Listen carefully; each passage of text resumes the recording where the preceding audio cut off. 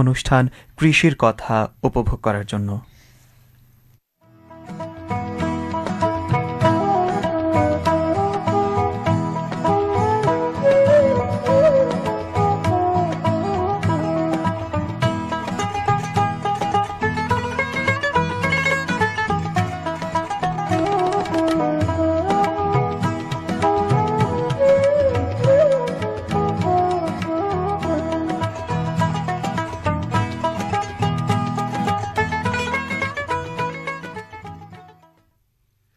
শ্রোতাবন্ধু, ফসল হোক কিংবা স্বপ্ন, দুটোই বাড়ে পরিচর্যায়। প্রকৃতির প্রতিটি সাফল্যের পিছনে রয়েছে গভীর যত্ন এবং পরিচর্যা। শ্রোতাবন্ধু এবং কৃষিজীবী ভাই এবং বোনেরা, আপনারা যারা শীতকালীন শাকসবজি চাষ করছেন, যাদের মাঠে কিংবা ফসলের জমিতে শীতকালীন শাকসবজি রয়েছে, তারা হয়তো এখন চিন্তা ভাবনায় আছেন যে আপনার শাকসবজি বা আপনার সবজির যত্ন কিভাবে করবেন। শ্রোতাবন্ধু, আপনাদের জন্য আমাদের আজকের আয়োজন। আজকের বিষয়টি নির্ধারণ করা হয়েছে শীতকালীন শাকসবজির আন্তঃপরিচর্যা, এবং আজকে আমাদের সাথে বিশেষজ্ঞ আলোচক হিসেবে রয়েছেন ডক্টর সালমা লাইজু, অতিরিক্ত পরিচালক, কৃষি সম্প্রসারণ অধিদপ্তর, ময়মনসিংহ অঞ্চল, ময়মনসিংহ। এবং পুরো অনুষ্ঠান জুড়ে আপনাদের সাথে আছি আমি সিফাতুল ইসলাম নির্জন। প্রথমে চলে যাচ্ছি ম্যামের কাছে। ম্যাম, আপনি কেমন আছেন? হ্যাঁ, আলহামদুলিল্লাহ ভালো আছি। তুমি ভালো আছো? জি ম্যাম, আপনাকে অসংখ্য ধন্যবাদ আপনার মূল্যবান সময় ব্যয় করে আমাদের সাথে উপস্থিত থাকার জন্য। তোমাকে ধন্যবাদ আমাকে আমন্ত্রণ জানানোর জন্য। ম্যাম, আপনি ইতিমধ্যে জানেন যে আমাদের আজকের বিষয় হচ্ছে শীতকালীন শাকসবজির আন্তঃপরিচর্যা। তো ম্যাম, আজকে প্রথম বিষয়ে আমি জানতে চাচ্ছি যে এই শীতকালীন শাকসবজির আন্তঃপরিচর্যা বলতে আসলে কি বোঝানো হয়? হ্যাঁ, ধন্যবাদ প্রশ্নের জন্য। সুন্দর প্রশ্ন। শীতকালীন শাকসবজি কেন, সকল ফসলেই আন্তঃপরিচর্যা করতে হয়, তার মধ্যে শাকসবজিতে আরো বেশি পরিমাণ লাগে। এর কারণ হচ্ছে যে শাকসবজিগুলো সবসময় আগাছা এবং ঝরা পাতা, মরা পাতা এগুলো থেকে পরিষ্কার রাখতে হয়। এগুলো যদি না করি তাহলে এখানে দেখা যাচ্ছে রোগ এবং পোকার বিস্তার ঘটে এই সমস্ত ঝরা পাতা থেকে কিংবা আক্রান্ত পাতা ডগা থেকে। সেজন্য এখানে পরিষ্কার পরিচ্ছন্নতার সাথে সাথে গোড়ায় মাটি তুলে দেওয়া, মাটি ঝুরঝুরে করে দেওয়া, কিংবা সেচের জন্য প্রয়োজনীয় ব্যবস্থাপনা, কিংবা পানি জমে থাকলে অতিরিক্ত পানি বের করে দেওয়া, এই এক্সট্রা কাজগুলো করতে হয়। সেজন্য সবসময় মোটামুটি একটা আন্তঃপরিচর্যার মধ্যে কৃষিজীবী ভাই বোনদের থাকতে হয়। আচ্ছা ম্যাম, আপনি তো অনেকগুলো পরিচর্যার কথা বললেন, কিন্তু আমি যদি একবারে শীতকালীন শাকসবজির জন্য সবচেয়ে কোন পরিচর্যাগুলো বেশি গুরুত্বপূর্ণ, আপনি যদি প্রথম কথায় বলেন যে কৃষকজীবী ভাই বোনেরা কোনটা বেশি গুরুত্ব দিবেন, তাহলে কোনগুলো কথা আসলে আসবে? এখন এটা বিচ্ছিন্নভাবে ওইভাবে বলা যাবে না, সবগুলোই লাগবে যদি আমি ভালো ফলন পেতে চাই। এটার জন্য প্রথমে যেমন আমি ঝুরঝুরে তৈরি করব, এখানে চারা রোপণ করার পরপরই এখানে যাতে জলাবদ্ধতা না থাকে সেটার ব্যবস্থা করতে হবে। গাছগুলো যতক্ষণ বড় হতে থাকবে গোড়ায় কিন্তু মাটি তুলে দেওয়া, সারের উপরি প্রয়োগ, আগাছা দমন, এই কাজগুলো আসলে কন্টিনিউয়াস। এখানে একটা বলে যে শেষ করা আসলে যাবে না, একটা বিষয় না, কয়েকটা কাজ আছে, সেটা মানে পর্যায়ক্রমিকভাবে সবসময় তাকে করতে হবে। আচ্ছা ম্যাম, আমরা বর্তমানে দেখতে পাচ্ছি যে কৃষিজীবী ভাই বোনের আগে কি করতো, মাঠের পর মাঠ একই ফসল চাষ করতো, কিন্তু বর্তমানে দেখা যায় একটা বিস্তীর্ণ জমিতে কিছু অংশ জুড়ে এক এক ফসল চাষ করার প্রবণতা বৃদ্ধি পেয়েছে। যেমন এই পাশে আমি শীতকালীন সবজি একটা করলাম, 4 ভাগ করে 4 জায়গায় 4টা করছি। তো এই একই জমিতে যে আমি 4 জায়গায় 4 ধরনের শাকসবজি চাষ করছি, এখানে আসলে আন্তঃপরিচর্যা কি ধরনের পরিবর্তন আনতে হবে কৃষকজীবী ভাই বোনকে? ধন্যবাদ। এটা সুন্দর একটা প্রশ্ন। এখানে আসলে সারের কম বেশি হতে পারে, তাছাড়া মোটামুটি আন্তঃপরিচর্যা একই থাকবে। আর সেচেরও কিছু ব্যবস্থাপনা পরিবর্তিত হতে পারে, কারণ কিছু কিছু শাকসবজি আছে বেশি পানি প্রয়োজন, আবার কিছু আছে কম পানিতেও ভালো ফলন হতে পারে। দেখা যায় এই বিষয়গুলোকে আমাদের একটু খেয়াল করতে হবে। আমরা যখন একসাথে করব তখন যাতে একটু প্লট আকারে করি, যাতে করে এক এক জায়গায় এক এক পরিচর্যা করাটা সহজ হয়, কোনোটার সাথে কোনোটা যাতে মানে এমন সমস্যার সৃষ্টি না করে যে এটার জন্য আমি ওটা করতে পারছি না। তো সেজন্য একটা সবচেয়ে ভালো পদ্ধতি হচ্ছে বেড সিস্টেম করা। আমি যদি বেড করে আমার জমিকে ভাগ করে নেই, তাহলে এক এক বেডে এক একটা করলাম, তখন আমার এই আন্তঃপরিচর্যা করতে কোনো অসুবিধা হবে না। আচ্ছা ম্যাম, আপনি সেচের কথা বললেন, তাহলে সেচ এবং নিষ্কাশন ব্যবস্থার সঠিক সময় এবং কি পরিমাণ সেচ দিতে হবে সেটা কৃষক ভাইরা কিভাবে নির্ধারণ করবেন? হ্যাঁ, চমৎকার, এটা একটা প্রশ্ন। কারণ আমরা জানি শীতকালীন শাকসবজি একটা অনেক বড় একটা সমস্যা। মাটি যদি বেশি আর্দ্রতা থাকে তাহলে গোড়া পচে যায়। তো সেজন্য এখানে কিন্তু আমার খুব ভালো করে খেয়াল করতে হবে, অতিরিক্ত পানি থাকা চলবে না। এটা কিন্তু পানি প্রয়োজন মতো দিতে হবে, এবং গাছের গোড়ায় কখনোই পানি দেওয়া যাবে না। এই জন্য আমাদের নতুন কনসেপ্ট এখনও অনেক কৃষক ভাই গ্রহণ করেছে, এখনও করেনি, প্রচুর মানুষ করেনি। সেটা হচ্ছে আমাদের সারিবদ্ধভাবে করা, নালা দিয়ে করা, ড্রেন। একটা সারির মাঝখানে একটা ছোট নালা বা ড্রেন থাকবে, এবং ড্রেনেই আমরা মূলত পানি দেবো। এখানে গাছের গোড়ায় পানি দেওয়া যাবে না, দিতে হবে শেকড়ে। তো সেজন্য আমার অবশ্যই সার ব্যবস্থা মানে সেচ ব্যবস্থাপনাটা এটা করতে হবে, এবং সারও একই রকমই। এই সমস্ত সবজিগুলোতে আমরা যদি গোড়া খুঁড়ে খুঁড়ে সার দিতে যাই, তাহলে কিন্তু গাছ মারা যাবে। এই জন্য ধন্যবাদ, আমরা ম্যাম। শীতকালে ম্যাম, আমরা শুনছিলাম কৃষি সার বিষয়ক ফোন এবং অনুষ্ঠান কৃষির কথা। ইতিমধ্যে আমাদের নামাজের সময় চলে এসেছে। ময়মনসিংহ এবং পার্শ্ববর্তী সময় অনুযায়ী শ্রোতা বন্ধু আপনারা আমাদের সাথে যুক্ত থাকুন। আমরা আবারও আপনার সাথে যুক্ত হয়ে যাব কৃষির কথায় নামাজের পর। শ্রোতা বন্ধু, আপনারা শুনছেন বাংলাদেশ বেতার ময়মনসিংহ। তোমরা সৎ কাজের মাধ্যমে অন্যায়ের জবাব দাও। হে বিশ্বাসীগণ, ওয়াদা অবশ্যই রক্ষা করতে হবে। আল হাদিস। শ্রোতা বন্ধু, এবারে শুনবেন পবিত্র মাগরিবের নামাজের আজান ও দোয়া। الله أكبر الله أكبر الله أكبر الله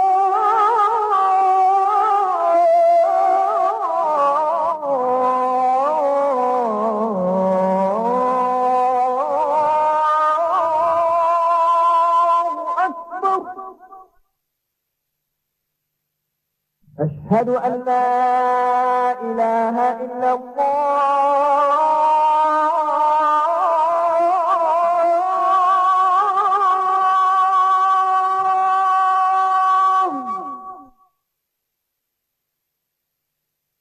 أشهد أن لا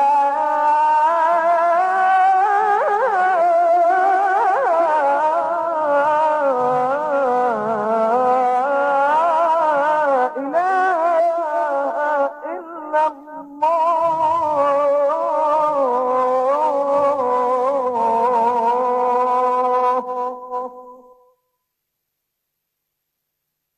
أشهد أن محمدا رسول الله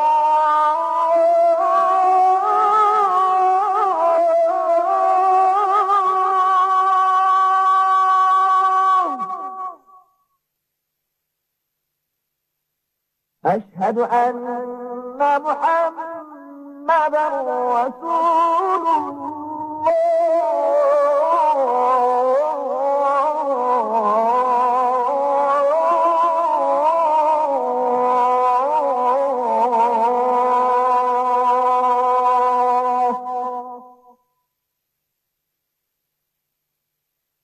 حي على الصلاة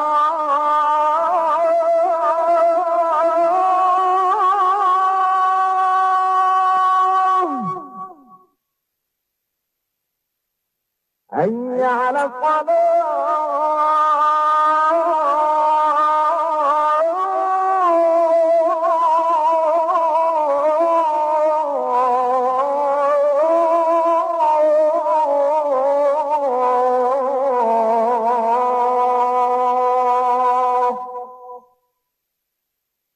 حي على الفلاح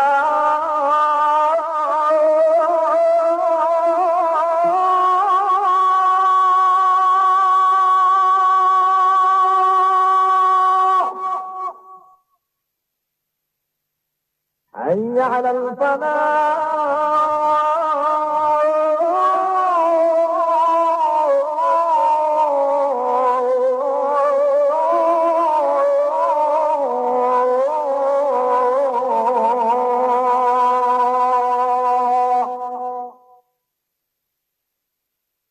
الله أكبر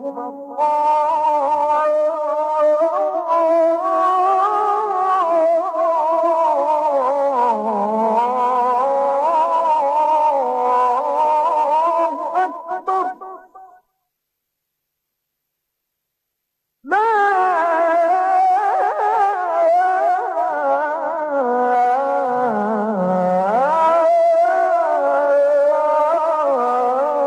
إله إلا الله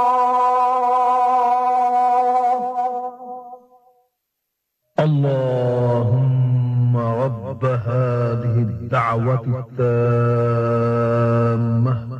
والصلاة القائمة آت محمدا الوسيلة والفضيلة والدرجة الرفيعة وابعثه مقاما محمودا الذي وعدته إنك لا تخلف الميعاد হে আল্লাহ, এই পরিপূর্ণ আহ্বান ও শাশ্বত নামাজের তুমি প্রভু। হযরত মুহাম্মদ সাল্লাল্লাহু আলাইহি ওয়াসাল্লামকে দান করো বেহেশতের সর্বোচ্চ সম্মানিত স্থান এবং সুমহান মর্যাদা, আর তাকে অধিষ্ঠিত করো শ্রেষ্ঠতম প্রশংসিত স্থানে, যার প্রতিশ্রুতি তুমি তাকে দিয়েছ। নিশ্চয়ই তুমি প্রতিশ্রুতির ব্যতিক্রম করো না। তোমরা নিজেদের ধর্মের ব্যাপারে বাড়াবাড়ি করো না। ধর্মের ব্যাপারে কোনো জোর জবরদস্তি নেই। আলোর পথ এখন সুস্পষ্ট। আল কোরআন। শ্রোতা বন্ধু, আপনারা শুনছেন বাংলাদেশ বেতার ময়মনসিংহ। অনুষ্ঠান উপভোগ করছেন FM 92 মেগাহার্টজে। শ্রোতা বন্ধু, নামাজের বিরতির পর আমরা আবারও ফিরে এসেছি কৃষি বিষয়ক ফোন ইন লাইভ অনুষ্ঠান কৃষির কথায়, এবং আমাদের আজকের বিষয় হচ্ছে শীতকালীন শাকসবজির আন্তঃপরিচর্যা। শ্রোতা বন্ধু, জানিয়ে দিচ্ছি আপনি কিন্তু আমাদের আলোচনার মাঝে আপনার যে কোনো প্রশ্ন নিয়ে আমাদের কল করতে পারেন। আমাদের কল করবেন 09610907907 এই নাম্বারে। শ্রোতা বন্ধু, আমি আবারও নাম্বারটি বলে দিচ্ছি 09610907907 এই নাম্বারে। ম্যাম, আমরা আলোচনায় ছিলাম হচ্ছে সেচ এবং নিষ্কাশন ব্যবস্থার সঠিক সময় এবং পরিমাণ আমাদের কৃষক বন্ধুরা কিভাবে নির্ধারণ করবেন, আপনি যদি এই ব্যাপারটা একটু বলতেন। ম্যাম, একটি প্রশ্ন এসেছে, আমি নিয়েছি প্রশ্নটি।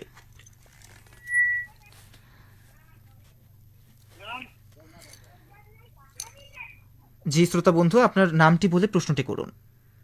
জি, আমি রোমান বলছিলাম ময়মনসিংহ জেলার গৌরীপুর থেকে। প্রশ্নটি করার আগে কিছু কথা বলে নিতে চাচ্ছিলাম। জি শ্রোতা বন্ধু। বাংলাদেশ বেতার ঢাকা কেন্দ্রের অনুষ্ঠানগুলো আজকে 2 দিন যাবত রিলি করা হচ্ছে সন্ধ্যা 7টা থেকে রাত 9টা পর্যন্ত। অনুষ্ঠানগুলো এত পরিমাণ গ্যার বা ব্যাকআউট সাউন্ড গুলো আসে, সাউন্ড গুলো অনুষ্ঠানে ক্লিয়ার আসে না, যার কারণে গ্যার করে। সেগুলোর দিকে দৃষ্টি আকর্ষণ করার জন্য প্রকৌশলী কর্মকর্তাদেরকে অবগত করছি, এবং সেই সঙ্গে আপনিও পরবর্তীতে তাদেরকে জানিয়ে যাবেন। শীতকালীন শাকসবজি বলতে অনেক কিছুই তো বুঝি, সবুজ শাকসবজি বলতে অনেক কিছু রয়েছে। এমন কোন শাকসবজি রয়েছে যেগুলো খাইলে অ্যালার্জি হবে না এবং পুষ্টিগুণে ভরপুর? আপনার শাকসবজির সঠিক পরিচর্যা করলে অল্প জায়গাতেই অনেক শাকসবজি উৎপাদন করা সম্ভব। কোন শাকসবজিগুলো জানাবেন? জি শ্রোতা বন্ধু, ধন্যবাদ আপনার প্রশ্নটি করার জন্য। আমাদের সাথে যুক্ত থাকুন, আমরা আপনার প্রশ্ন উত্তরটি দিয়ে দেব।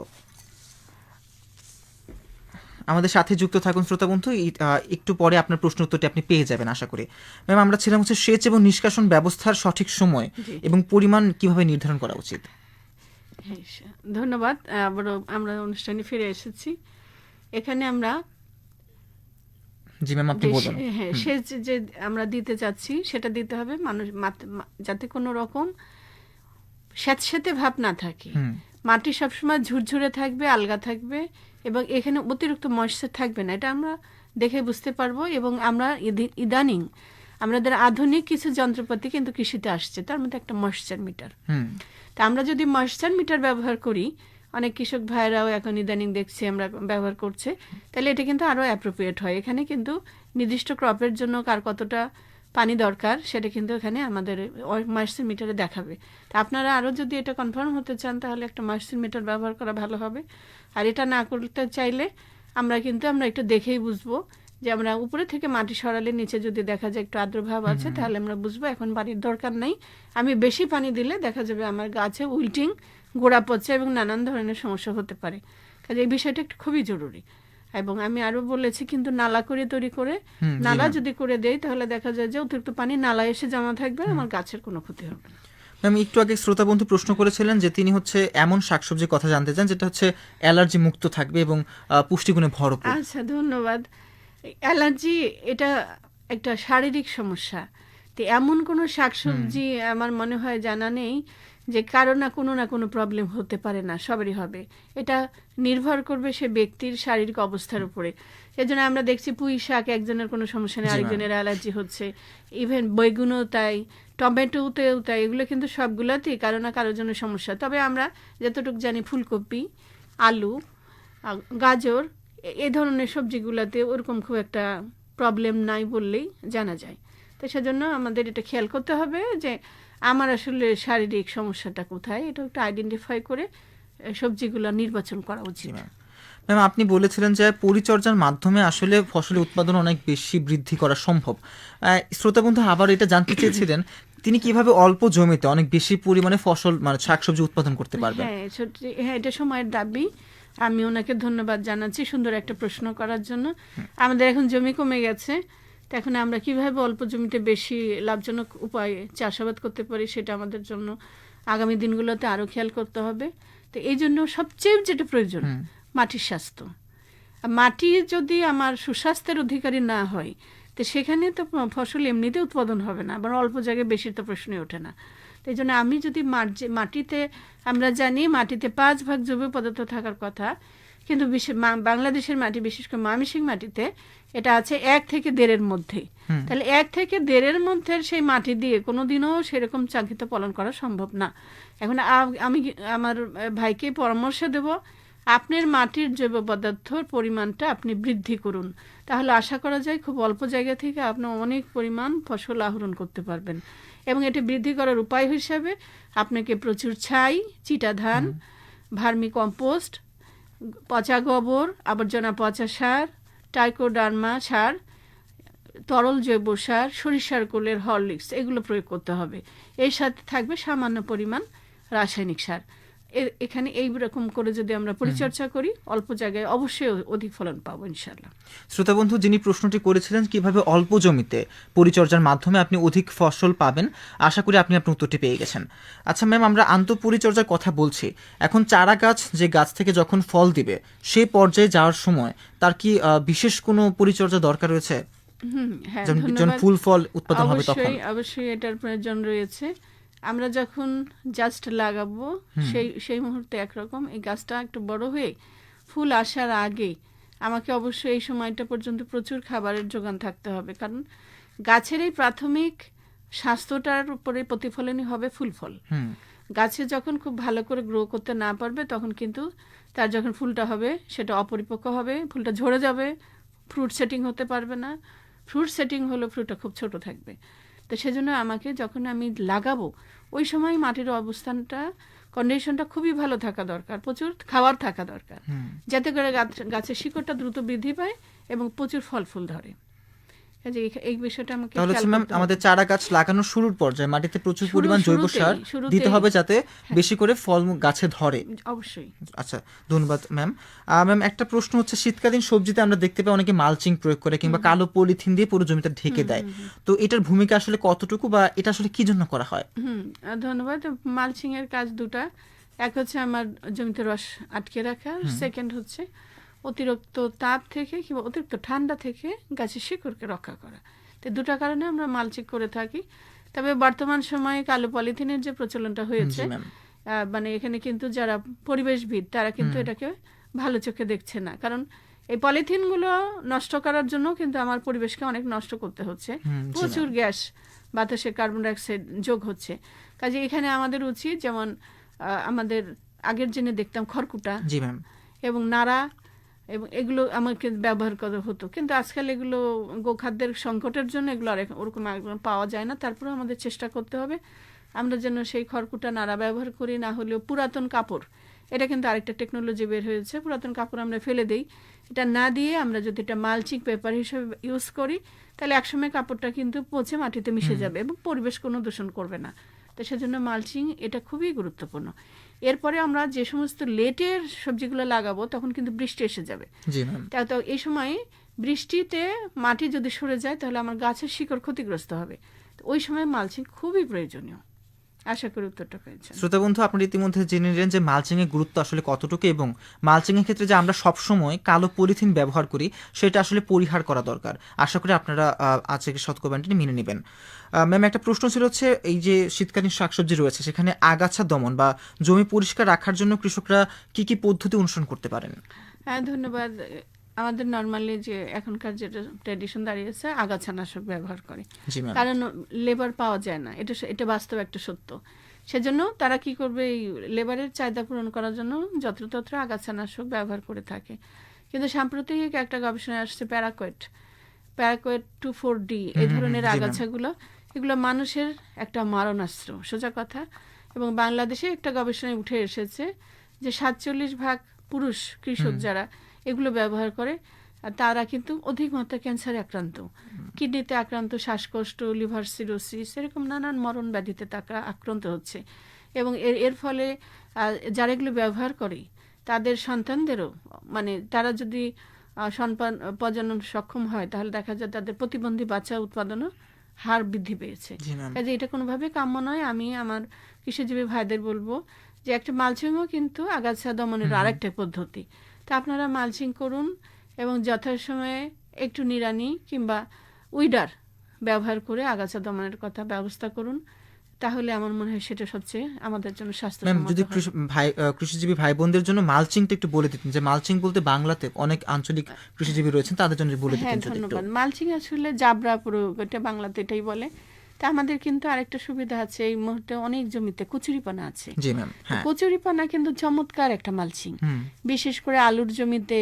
তারপরে একটু আমি গাছ লাগিয়ে দিলাম ফাঁকে ফাঁকে, নালা দিয়ে আমরা যদি কচুরিপানা দিতে পারি তাহলে এটা কিন্তু একসময় পচে পচে সুন্দর চমৎকার জৈব সার হয়, পটাশের সোর্স অফ পটাশিয়াম। এখান থেকে কি এমওপি সার দিলে আমরা যে ধরনের পটাশ পাই, কচুরিপানা কিন্তু পচে ওরকম পরিপূর্ণ না হলেও অনেকটা পটাশের যোগান দেয়। সেজন্য আমি আপনাদের অনুরোধ করব, আপনারা কচুরিপানাগুলো নষ্ট না করে এগুলো সংরক্ষণ করে নিয়ে আসুন, নিয়ে এসে সেগুলো আপনার সবজির ক্ষেতে দেন। এতে ফলনও বাড়বে, আপনার সেচ সুবিধাও কম লাগবে, সেই সাথে আগাছা দমন করাও সহজ হবে। এক ঢিলে 3-4 পাখি মারা যাবে, সোজা কথা। শ্রোতা বন্ধু, আপনারা যারা শুনছেন তারা কিন্তু ইতিমধ্যে শুনলেন, আমাদের ম্যাম বললেন যে আগাছা দমন করার শুরুতে আমরা যারা কীটনাশকের ব্যবহার করতে চাই তাদের কিন্তু এই ব্যবহারের যে প্রবণতা সেটা পরিহার করা দরকার, কারণ এর মাধ্যমে আপনি কিন্তু মরণ ব্যাধি ক্যান্সারে আক্রান্ত হতে পারেন। এর পরিবর্তে আপনি কি করতে পারেন? মালচিং ব্যবহার করতে পারেন এবং নিড়ানির মাধ্যমে আগাছা পরিষ্কার করতে পারেন। ম্যাম, আরেকটা প্রশ্ন হচ্ছে যে শীতকালে সব সবজিতে বর্তমানে কীটপতঙ্গের হার বৃদ্ধি পেয়েছে, তো এই যে কীটপতঙ্গ এবং রোগবালাই নিয়ন্ত্রণে কোন ধরনের পরিচর্যা দরকার? ধন্যবাদ। কীটপতঙ্গ রোগবালাই নিয়ন্ত্রণের জন্য আমাদের শুরু থেকে কাজ করতে হবে, অর্থাৎ বীজতলা থেকে। আমাদের বীজতলাতে খেয়াল করতে হবে ওখানে কোনো পোকামাকড়ের আগমন হয়েছে কিনা। তা আমরা যদি মনে করি যে হ্যাঁ এখানে একটা পোকামাকড় দেখা যাচ্ছে, তাহলে ওখানে যদি আমরা একটা স্প্রে করে নিয়ে আসি, যে কোনো জৈব বালাইনাশক। কৃষিজীবী ভাই বোনেরা আপনারা একটু খেয়াল করবেন, আমি কিন্তু বলেছি জৈব বালাইনাশক, অর্থাৎ যেটা পরিবেশ বান্ধব, কিন্তু আমার নিজের শরীরের ক্ষতি করবে না, কিন্তু আমার নির্দিষ্ট পোকামাকড়টা মারা যাবে। তো জৈব বালাইনাশক আমাদের প্রতিবেশী দেশ ভারতে বহুল ব্যবহৃত হয়, ঘরে তৈরি জৈব বালাইনাশক। এর মধ্যে দুই রকম আছে, একটা কিন্তু আপনার জীবাণুনাশক আর একটা পোকা। তাহলে দুই রকম। আমরা বর্দো মিক্সচার, আপনারা নামটা শুনে নেন, পরে দেখবেন যেটা প্রস্তুত প্রণালী বহু জায়গায় দেওয়া আছে। তা আমরা যদি বর্দো মিক্সচার দিয়ে আমরা যদি একটা স্প্রে করে নিয়ে আসি, তাহলে ওই গাছগুলোতে আমাদের গোড়া পচা, পাতা পচা, পাতায় দাগ, ঢলে পড়া ইত্যাদি রোগ থেকে আমি সেটাকে রক্ষা করতে পারবো। আর দ্বিতীয় আর একটা পোকা থেকে রক্ষা করা, এটা যদি আমি করতে চাই, এটা খুবই সিম্পল। এটা আমাদের একটা ট্রেডিশনাল পদ্ধতি, তার সাথে আমরা কিছু যোগ করেছি। সেটা হলো গোচনা। গরুর চনা 20 লিটারের মতো নেবেন, ওখানে 2 কেজির মতো নিম পাতা, এর মধ্যে আছে মেহগুনির ফল, এখন পাওয়া যাবে, সেই মেহগুনির ফলগুলো একটু গুঁড়ো করে আমি 2 কেজির মতো দিয়ে দেব 20 কাঁঠালের পাতা। এটা 21 দিন এয়ারটাইট করে বন্ধ করে যদি রাখি, এটা মারাত্মক একটা কীটনাশকে পরিণত হয়। তো এটার আমার 1 লিটার, এর সাথে 4 লিটার পানি মিশে, অর্থাৎ খুবই সাশ্রয়ী 5 লিটার হয়ে গেল, 1 লিটার জি, 5 ম্যাম। লিটার হলো।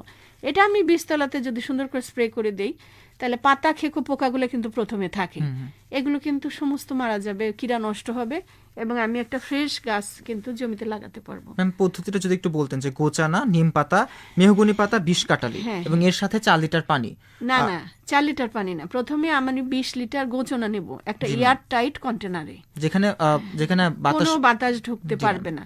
সেখানে আমি কিন্তু এই যে 4-5 কেজি কিন্তু নিম পাতা, 2 কেজি 1 কেজি মেহগনির ফল বীজ একটু গুঁড়ো করে দেব, আর 20 কাটালির পাতা, এটা কি আগ্রা বলে অঞ্চলে, জি ম্যাম। তাই আগ্রার পাতা বলে, হ্যাগ্রা না আগ্রা, মানে যাই হোক ময়মনসিংহের আঞ্চলিক ভাষা, এটা দিয়ে দেবে, দিয়ে 21 দিন আমরা রেখে দেবো এয়ার টাইট করে, যাতে বাতাস বাতাস, বদ্ধ একটা হ্যাঁ, পরিবেশ বাতাস, হ্যাঁ, অ্যারোবিক আসলে বলতে যায় যে মানে এমন একটা পাত্রে রাখবো যেখানে বাতাস প্রবেশ করতে পারবে না, যাবে না একদমই। এখানে আমার এগুলো পচন হবে, হওয়ার ফলে আমাদের এখানে একটা যে নির্যাস তৈরি করবে, এইটা একটা বায়োপেস্টিসাইড। তখন আমরা এখানে 1 লিটার সেকে নেব, তার সাথে 4 লিটার পানি মিশাবো, জি এখন বুঝতে তাহলে পারছি। খুবই সাশ্রয়ী হলো, 5 লিটার হয়ে গেল 1 লিটার। এইটা কিন্তু আমরা সুন্দর করে গাছে স্প্রে করে দিতে পারি। এটা আমার জৈব বালাইনাশক, এতে কোনো পার্শ্ব প্রতিক্রিয়া নেই, কারণ এখানে খেয়াল করেছেন এখানে যে উপাদানগুলো ব্যবহার করছি সেগুলো সবই পচনশীল, জি ম্যাম। এবং একাধারে বীজগুলো কিন্তু একসময় পচে সব জৈব সারে পরিণত হবে, জি। কাজে আমার পরিবেশে কোনো বিষাক্ততা থাকবে না। আশা করি আমরা ধীরে ধীরে এই টেকনোলজিগুলোর সাথে পরিচিত হব, এবং আগামী দিনে আমাদের কৃষক ভাই, পরিবেশ, আমাদের আগামী প্রজন্ম, আমাদের সন্তানদের জন্য এগুলো ছাড়া আর কোনো উপায় নেই। শ্রোতা বন্ধু, আপনি রাসায়নিক কীটনাশক পরিহার করে বর্ধ মিক্সচার এবং ম্যাম যে বললেন সেই নিয়মে একটি জৈব বালাইনাশক কিন্তু প্রস্তুত করে আপনার জমিতে প্রয়োগ করতে পারেন। ম্যাম একটা বিষয় জানার ছিল, দেখা যাচ্ছে বর্তমানে শীতকাল এবং জলবায়ু পরিবর্তনের কারণে তাপমাত্রা হুট করে নেমে যেতে পারে, তো তাপমাত্রা কমে গেলে সবজি গাছে ক্ষতির আশঙ্কা ঠিক কতটা, এবং প্রতিকার যদি বলি তাহলে প্রতিকারটা কি হতে পারে? আচ্ছা, ধন্যবাদ। তাপমাত্রা 18 ডিগ্রি পর্যন্ত আমাদের কিন্তু কোনো সমস্যা নেই। সমস্যা হচ্ছে জিরোর কাছাকাছি যাওয়া, অর্থাৎ 4-এর এদিকে নেমে আসা। তো ওরকম যদি খুব বেশি ঠান্ডা হয়ে যায় তাহলে সবজির জন্য অবশ্যই ক্ষতিকর। এখানে পাতার মধ্যে পানি জমে যাবে, সেলের মধ্যে, এবং ফলে সবজিগুলো কিন্তু নরম হয়ে পচে যাবে। হ্যাঁ, পচে যাবে, এটাগুলো সাস্টেন করতে পারবে না। ম্যাম একটা প্রশ্ন এসেছে, আপনি যদি বলেন তাহলে। জি জি। শ্রোতা বন্ধু, আপনার নামটি বলে প্রশ্নটি করুন।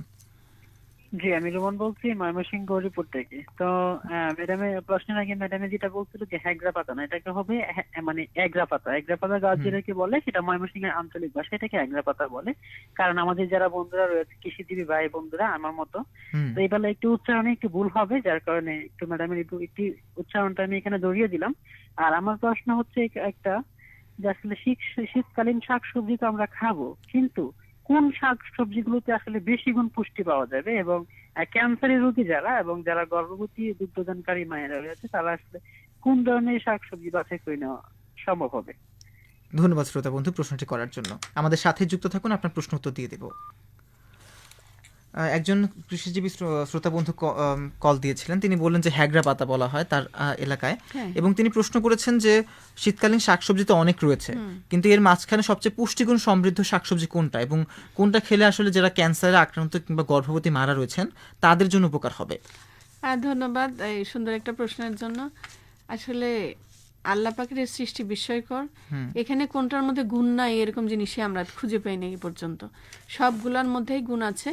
তারপরে আমি এখানে যেহেতু উনি এইভাবেই বললো, তো আমি বলবো যে আমাদের সবগুলো সবজিতে খেয়াল করতে হবে, এটা একটু বিস্তারিত বিষয়, দরকার হলে এটা নিয়ে আলাদা আলোচনা করতে হবে।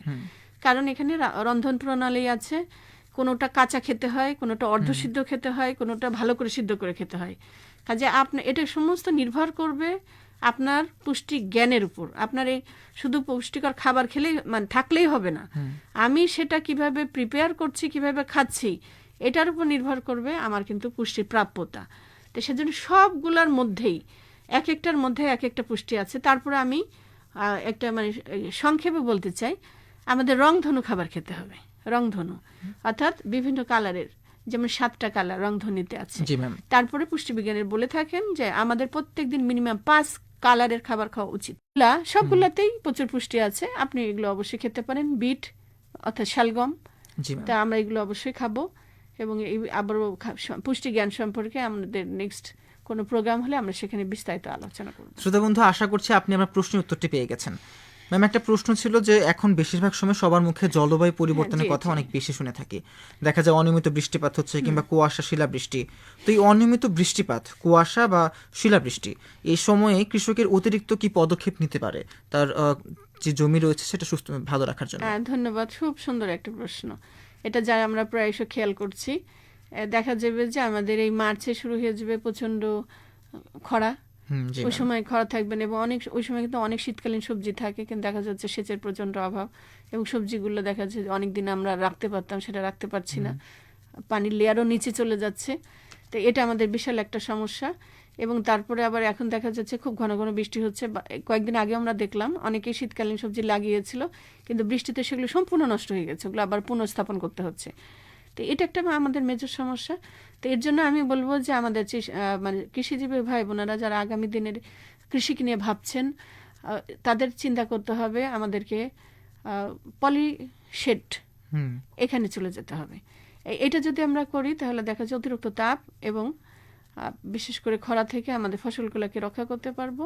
তা আমরা এগুলো নিজেরা তৈরি করতে পারি খুব সহজে। স্বচ্ছ পলিথিনতে আমরা ইতিমধ্যে দেখেছি অনেক জায়গায় কৃষক ভাইরা এটা করছেন, এটা করতে পারবো। এবং অনেক দিন মানে প্রাচীন একটা পদ্ধতি, তারা কিন্তু খেজুরের ডাল, নাড়া, পাটকাঠি এগুলো দিয়ে অতিরিক্ত রোদের তাপ থেকে ফসলকে রক্ষা করতেন। তা আমাদের এই প্রযুক্তিগুলোকে ধীরে ধীরে যেতে হবে। আশা করি তখনই আমরা এই জলবায়ুর পরিবর্তনের যে বৈরী সেগুলো থেকে রেহাই পেতে পারবো। এবং আরেকটা সবাই বলে যে সহনশীল জাত, তো সহনশীল জাতে কিন্তু এত প্রাপ্যতা নাই, এখনো ওইভাবে ডেভেলপ হয় নাই। তো আগামী দিনে আমরা কৃষি বিজ্ঞানীদের প্রতি অনুরোধ রাখবো ওনারা যেন এই ধরনের ভ্যারাইটি উদ্ভাবন করে। তারপরে এটা কি সময় সাপেক্ষ, এবং কিন্তু যখন সেটা বের করবে দেখা গেলো আরেকটা ক্রাইসিস আমাদের চলে আসছে। এই জন্য আমাদের উচিত হবে প্রাচীন যে আমাদের পদ্ধতি ছিল, যেভাবে আমরা এটার সাথে মিনিমাইজ করেছি, তো সেইগুলোর দিকে খেয়াল করা। আর যেরকম আমাদের ধানের জমিতে পুকুর, ধান সাথে মাছ চাষ, তারপর হাঁস চাষ, এ ধরনের কিন্তু অনেক পদ্ধতি ছিল। তো সেজন্য আমরা ধীরে ধীরে চেষ্টা করব আমাদের সেই ঐতিহ্যগুলোকে ধারণ করে আধুনিকতার সংমিশ্রণে আমাদের চাষাবাদ পদ্ধতিটা চেঞ্জ করতে। তাহলে আশা করি সমস্যাগুলো থেকে আপনি যদি একটা কল এসেছে, আপনি যদি বলেন প্রশ্নটা নিয়ে নেব। হ্যাঁ, জি জি। শ্রোতা বন্ধু, আপনার নামটি বলে প্রশ্নটি করুন। কথা বলছি সাকিব হাসান বিদ্যুৎ, ফাতেমানগর, 30 সাল, ময়মনসিংহ থেকে। জি শ্রোতা বন্ধু, ধন্যবাদ। আমার জানার বিষয় হচ্ছে আমাদের বাড়ির উঠোনে আমরা একটা লাউ গাছ লাগিয়েছি, দেখা যাচ্ছে লাউ হয়ে সেই লাউগুলো পচে যাচ্ছে। এর কারণ কি ম্যামের কাছে জানতে চাচ্ছিলাম এবং এর প্রতিকার কি, এই দুই বিষয়ে জানতে চাচ্ছি। আচ্ছা শ্রোতা বন্ধু, আপনার লাউ গাছে কি বিশেষ কোনো উপসর্গ রয়েছে, পাতায় কোনো চিহ্ন কিংবা লাউয়ের অন্য? পাতাগুলো কিরকম হলুদ হলুদ হয়ে যাচ্ছে, পাতাগুলো কুকড়ে যাচ্ছে। এই বিষয়ে লাউ গাছের পরিচর্যাটা কিভাবে করতে পারি, এই বিষয়ে ম্যামের কাছে জানতে চাচ্ছিলাম। ধন্যবাদ শ্রোতা বন্ধু, আমাদের সাথে যুক্ত থাকুন, প্রশ্ন উত্তর দিয়ে দিচ্ছি। ম্যাম, একজন শ্রোতা বন্ধু প্রশ্ন করেছেন, ওনার বাড়ির উঠোনে লাউ গাছ লাগানো হয়েছে এবং দেখা যাচ্ছে যে লাউ গাছ ছোট থাকতেই পচে যাচ্ছে এবং ওনার গাছের যে পাতা সেটা হলুদ হয়ে যাচ্ছে। হ্যাঁ, ধন্যবাদ। এটা অনেক কারণে হতে পারে, ওনার মাটির সমস্যা থাকতে পারে, যেটা কিছুদিন আগে কিন্তু আমাদের বৃষ্টি হয়েছে, সেখানে মাটি ড্যাম থাকতে পারে, অতিরিক্ত রস থাকতে পারে, সেটা একটা কারণ। এবং আরেকটা কারণ হতে পারে যে কোনো শিকড়ের সমস্যা। এবং আর আমার যেটা মনে হলো ওনার জাপ পোকার সমস্যা আছে, জাপ পোকার আক্রমণ হয়ে থাকে, তো সেটা হতে কুকড়ে যাচ্ছে যেহেতু বললো, তো জাপ পোকার সমস্যা থাকতে পারে।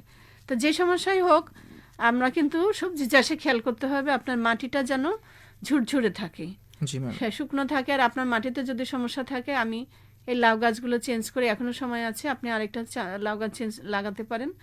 এবং যখন লাগাবেন তখন অবশ্যই এখানে আমরা ছাই, চিটা ধান এবং পচা গোবর সার, না যদি না পান ভার্মিকম্পোস্ট ইদানিং কিনতে পাওয়া যায়, আপনারা ভার্মিকম্পোস্ট ব্যবহার করবেন। ভার্মিকম্পোস্টের সাথে আরেকটা ব্যবহার করবেন ট্রাইকোডার্মা। এটা একাধারে যেমন সার, আরেকদিকে কিন্তু এটা মাটি শোধক, মাটিতে অবস্থানকারী বিভিন্ন রোগ জীবাণু কিন্তু সে মেরে ফেলে। তা আপনারা এটা ব্যবহার করবেন। আর লাউ গাছের জন্য আমি পরিবেশ বান্ধব বলবো, আপনি 10 লিটার পানিতে 1 কেজি নিম পাতা সেদ্ধ পানি মেশাবেন। 9 লিটার নিলেন আর 1 লিটার দিয়ে সেদ্ধ করে নিলেন নিম পাতা সেদ্ধ পানি। এখানে আপনি 1 চিমটি মরিচের গুঁড়া এবং 1 চিমটি 50 গ্রামের মতো 30 থেকে 40 গ্রামের মতো জেট, এই যে সাবান, গুঁড়া সাবান, এটা নিয়ে মিশিয়ে এটা স্প্রে করে দিবেন। তাহলে দেখা যাবে জাপ পোকা, মিলিবাগ এগুলো যেগুলোই থাকে কিংবা থ্রিপস এগুলো চলে যাবে এবং আমাদের ফসলের সুরক্ষা হবে। এখানে কীটনাশক দেবার কোনো প্রয়োজন নেই। এবং আপনার যদি পরাগণের সমস্যা হয়ে থাকে, অর্থাৎ যদি ফল পচে যায় কিংবা ফলে ছিদ্র হয়ে থাকে, তা আমরা বলবো মাছি পোকা, আর না হলে পরাগণের সমস্যা। দুটো কারণে কিন্তু এটা হতে পারে। তাহলে সেখানে আমরা কি করব, আমরা পরাগণের সমস্যা যদি হয় তাহলে শুটকি মাছ আপনার জাংলায় 2-1টা ঝুলিয়ে দেবেন, দেখবেন পরাগণের মাছি আসছে, পরাগণ হচ্ছে, আপনার ফলন বৃদ্ধি পাবে। আর যদি ফল ছিদ্রকারী পোকা হয় তাহলে আপনি ফেরোমন ট্র্যাপ ব্যবহার করেন কিংবা জাদুর ফাঁদ নামে পরিচিত গ্রামে সেটা ব্যবহার করেন, আশা করি ভালো ফলাফল পাবেন। শ্রোতা বন্ধু, আশা করছি আপনি আপনার প্রশ্ন উত্তর পেয়ে গেছেন। আমরা দেখে নিচ্ছি কমেন্ট বক্সে আমাদের সাথে কে কে যুক্ত আছেন। আমাদের সাথে যুক্ত আছেন অঞ্জন মল্লিক, তিনি লিখেছেন কৃষির কথার সাথে আছি। আমাদের সাথে আরও যুক্ত আছেন আমাকেও তাজওয়ার তাসিন। এছাড়াও আমাদের সাথে যুক্ত আছেন এসকে মুস্তাকিম, তিনি লিখেছেন আমি বস্তায় রসুন চাষ করছি এবং আদা চাষ করছি। ওনার প্রশ্নটি হচ্ছে আদা এবং রসুন চাষ সম্পর্কিত। শ্রোতা বন্ধু, আজকের যেই পর্বটি রয়েছে সেটি কিন্তু শীতকালীন সবজি, শাকসবজির আন্তঃপরিচর্যা বিষয়ক। আমরা আগামী কোনো পর্বে আপনার এই বিষয় নিয়ে আমরা আলোচনা করব। আমাদের সাথে যুক্ত থাকুন। ম্যাম, আমরা ইতিমধ্যে অনেক কিছু আলোচনা করে ফেললাম, কিন্তু একটা শেষ প্রশ্ন করতে চাই, তা হচ্ছে তাপমাত্রা কমে গেলে সবজি চাষে কি ক্ষতি হতে পারে সেটা তো বললেন, কিন্তু আমরা জানি যে শীতের সময় ঠান্ডা বাতাসের প্রবণতা অনেক বেশি দেখা যায়। তো এই ঠান্ডা বাতাসের প্রভাবে গাছের ঠিক কতটা ক্ষতি হতে পারে? ঠান্ডা বাতাসে গাছের অনেক ক্ষতি হতে পারে, বিশেষ করে বেগুন, টমেটো কিংবা লতানো গাছগুলোর এগুলো কিন্তু প্রচুর ক্ষতি হয়ে থাকে। এজন্য আমাদের কিন্তু উচিত হবে এ ধরনের গাছগুলোকে খুঁটি দেওয়া, খুঁটি দিয়ে সুন্দর করে বেঁধে দেওয়া, যাতে করে এই সমস্ত ঝোড়ো হাওয়া গাছের কোনো ক্ষতি হতে না পারে। এছাড়াও রয়েছে গোড়ায় মাটি তুলে দেওয়া, সপ্তাহে সপ্তাহে কিন্তু গোড়ায় মাটি তুলে দেওয়া উচিত। গাছ যত বড় হবে মাটি কিন্তু তুলে দিতে হবে, না হলে গাছ হেলে গেলে, বেঁকে গেলে এবং শিকড় বের হয়ে গেলে ফলন কমে যাবে এবং গাছে ক্ষতিগ্রস্ত হয়ে মারাও যেতে পারে। তো সেজন্য এগুলো কিন্তু ঝোড়ো হাওয়া থেকে রক্ষার জন্য আমাকে অবশ্যই করতে হবে। এছাড়া আমরা অনেক সময় আমাদের দেখতে পাই লোকাল ট্রেডিশন আছে, সেটা হলো যে দিক থেকে বাতাস আসে সেই দিকে কিন্তু একটা বাউনির ব্যবস্থা করা, কলা পাতা দেয়, না হলে নারিকেলের পাতা দেয়, এগুলো কিন্তু দিয়ে কিন্তু আমাদের প্রোটেকশনের ব্যবস্থা। কাজেই আমরা কিন্তু বরাবর এটাই বলতে চাচ্ছি যে আমাদের ঐতিহ্যবাহী প্রথাগুলোর সাথে আধুনিকতার সংমিশ্রণ, আর এটা দিয়ে আমাদের কৃষি কিন্তু টিকবে। আমরা ওটাকে অবহেলা করে কৃষিকে কখনোই বাঁচাতে পারবো না। ম্যাম, একটা প্রশ্ন হচ্ছে তাপমাত্রা এবং আর্দ্রতা ওঠানামা সামগ্রিকভাবে আমরা এতক্ষণ আলোচনা করলাম, কিন্তু যদি আপনি মোটটা থেকে কিছু বলতে চান যে তাপমাত্রা এবং আর্দ্রতা ওঠানামা কিভাবে আন্তঃপরিচর্যা কৌশলে প্রভাব ফেলবে? হ্যাঁ, তাপমাত্রা এবং আর্দ্রতা অবশ্যই একটা খুবই গুরুত্বপূর্ণ বিষয়, কারণ আমরা দেখছি তাপমাত্রার জন্য খুব সমস্যা যেটা হয় ফ্রুট সেটিং, অর্থাৎ পরাগায়ন কিন্তু বাধাগ্রস্ত হয়। কারণ আমরা জানি যখন একটা ফুল ফোটে তখন ফুলের পরাগায়নের সময় যে মানে স্ত্রী ফুলের যে স্টিগমা সেটা কিন্তু আঠালো ভাবটা যদি তাপমাত্রা বেশি থাকে শুকায় যায়। এবং গত বছর আমরা দেখেছি যে আমাদের প্রচুর গাছে ফল হয়নি, গাছ সুন্দর আছে কিন্তু ফল হয়নি, তার কারণ তাপমাত্রা বেশি ছিল। এবং আর্দ্রতা অতিরিক্ত বেশি হলে সমস্যা হয়, সেখানে আবার পচে যায়। তাহলে এই দুটো ক্ষেত্র কিন্তু আমাদের খুব গুরুত্বপূর্ণ। তা আমি এটা আগেও কিন্তু বলেছি যে তাপমাত্রা বেশি হলে আমাদের একমাত্র উপায় হবে পলিথিন শেড অথবা নাড়া দিয়ে উপরে দিয়ে একটু শেডের ব্যবস্থা করা। আর যদি তাপমাত্রা আর্দ্রতা খুবই বেশি হয় সেখানে কিন্তু আমরা কি করব, পানি দেওয়া বন্ধ করে রাখবো, অতিরিক্ত পানি বের করে দেব এবং সেই সাথে সাথে খৈলের হরলিক্স এটা আমরা প্রয়োগ করব। আমরা এইটা যদি প্রয়োগ করি, এটা একটা নতুন প্রযুক্তি, তাহলে দেখা যাবে যে মাটির যে একটু আর্দ্রতার কারণে যে ধরনের ক্ষতি হতো সে ধরনের মানে আবহাওয়াটা থাকে না, মাটিটার প্রোটেকশনের ব্যবস্থা হয়। তাহলে আমি আমার কৃষিজীবী ভাইদের পরামর্শ দেবো, আপনারা খোলের হরলিক্স তৈরি করে এটাতে দিবেন। এটা আমি এখানে চালু করেছি এবং আমাদের ভাইরা খুব ভালো ফলাফল পেয়েছে। এখানে আমার দরকার 1 কেজি খোলের জন্য 12 লিটার পানি, এর সঙ্গে 1 মুঠ ইউরিয়া, টিএসপি, এমওপি, 1 চিমটি বোরন সার, 1 চিমটি দস্তা সার, 100 মিলি চিটাগুড় এবং আমার লাগবে 250 গ্রাম ছাই। এগুলো আমি রাতে একটা বালতিতে ভিজিয়ে রাখবো, সকালে ওটা 12 লিটার পর্যন্ত পূর্ণ করব, করে আমি এটা জমিতে প্রয়োগ করব। আমার যদি বেশি লাগে আমি আনুপাতিক হারে এগুলো বাড়িয়ে নেব। এটা দিয়ে আমরা দেখেছি যে আমাদের গাছের যে স্যাঁতস্যাঁতে ভাব থাকলে এটা যদি আমরা প্রয়োগ করি তাহলে গাছের অনেক অনেক সুরক্ষা হয়। আশা করি উত্তরটা পেয়েছি। শ্রোতা বন্ধু, আজকের আলোচনার বিষয় ছিল শীতকালীন শাকসবজির পরিচর্যা, এবং আজকের আলোচনায়, আজকের পর্বে কিন্তু আমরা বিভিন্ন জৈব বালাইনাশক নিয়ে আলোচনা করেছি। যদি আপনারা কেউ ভেবে থাকেন যে ভুলে গিয়েছেন, তাহলে কিন্তু আমাদের ফেসবুক পেজে কিন্তু ভিডিওটা রয়েছে, সেখানে চাইলে আপনি ভিডিওটা আবার দেখে নিতে পারেন যে কোন বালাইনাশক আপনি কিভাবে তৈরি করবেন। এবং আজকের পর্বের মধ্যে আমরা জানতে পারলাম যে রাসায়নিক কীটনাশকে কী কী অসুবিধা হতে পারে, সেখান থেকে বের হয়ে কিভাবে আপনি আপনার স্বল্প জমিতে পরিচর্যার মাধ্যমে অধিক ফসল উৎপাদন করতে পারবেন, শাকসবজি উৎপাদন করতে পারবেন। শ্রোতা বন্ধু, পুরো অনুষ্ঠান জুড়ে আপনাদের সাথে ছিলাম আমি সিফাতুল ইসলাম নির্জন, এবং আজকের বিশেষজ্ঞ আলোচক হিসেবে আমাদের সাথে ছিলেন ডক্টর সালমা লাইজু, অতিরিক্ত পরিচালক, কৃষি সম্প্রসারণ অধিদপ্তর, ময়মনসিংহ অঞ্চল, ময়মনসিংহ। এবং শ্রোতা বন্ধু, আজকের অনুষ্ঠানের সার্বিক নির্দেশনা ছিলেন মোহাম্মদ আল আমিন খান, তত্ত্বাবধানে মোহাম্মদ রাফিউল করিম, এবং অনুষ্ঠানটি প্রযোজনা করেছেন মোহাম্মদ মামুনুর রহমান। শ্রোতা বন্ধু।